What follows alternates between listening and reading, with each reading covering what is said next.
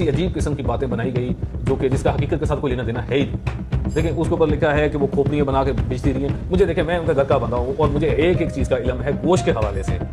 खोपड़ी किधर करते थे? सर खोपड़ी वाला तो ऐसे ही किसी ने छोड़ा है, वो कहा खोपड़ी गया का कि कोई आप कॉन्सेप्ट नहीं उसे है। छत पे पहनते थे। नहीं, ये झूठ है, ये बिल्कुल झूठ है, झूठ है, ये बिल्कुल झूठ है, सरासर झूठ है। खोपड़ी वाला ये शायद वो चंगेज खान वाली कहानी को उसमें मिला रहे हैं शायद, इस तरह से खोपड़ी वाला कोई सिलसिला नहीं, खोपड़ी का कोई मामला नहीं था। हाँ, ये जब जानवर, हद तक वहाँ पर जानवर जो ज़िबा करता था उसकी भी जो सिरी होती थी वो भी मैं साथ लेके आता था।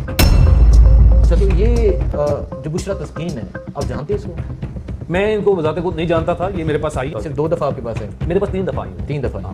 3 दफ़ा आके तीसरी दफ़ा जब वो आई है उन्होंने काफ़ी सारी चीज़ें मेरे साथ कवर करने की कोशिश की, जो कि मैं फिर उनको आखिरी मुलाकात इसलिए हुई इस तरह के उनको अंदाज़ा हो गया कि इधर से नहीं मिलेगा कुछ। इन्होंने आके मुझसे गोश्त वगैरह लिया और अच्छा, इसी दुकान में इसी जगह पे मैं मौजूद, इधर खुद ही भी मैं इधर ही खड़ा था, तब मेरे मुलाजिम ही नहीं थे, मैं खुद खड़ा था उस इत्तेफाक से। खान साहब के घर जो गोश्त जाता था खोपड़ी में भी जाते थे।